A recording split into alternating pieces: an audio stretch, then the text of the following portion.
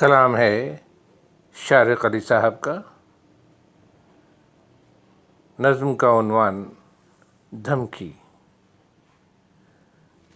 वो एक वीरां गली थी शहर दिल की, शबे महताब थी लेकिन वहाँ अब तक अंधेरा था। तने तन्हा अकेला देखकर शायद निहत्ता जानकर मुझको किसी सुनसान गोशे से अचानक सामने आकर निहायत सर्द महरी से बहुत शफ़ाक लहजे में मोहब्बत ने मुझे बेहाल कर देने की धमकी दी।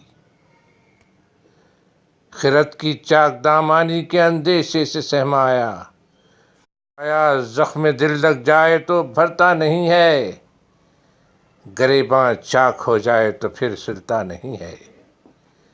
मैं क्या करता, मैं जिद्दी था, मैं न माना। जो होना था सो वो होकर रहा।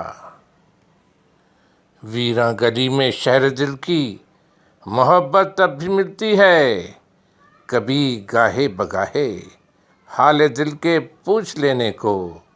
वो हंसती है, बहुत ही नर्म गो है अब, कभी मुझको अकेला देखकर पूछ लेती है। वो धमकी याद है तुमको? मैं हंस देता हूँ, क्या बोलूँ, करूँ भी क्या। मैं ज़िद्दी था, मैं ज़िद्दी हूँ।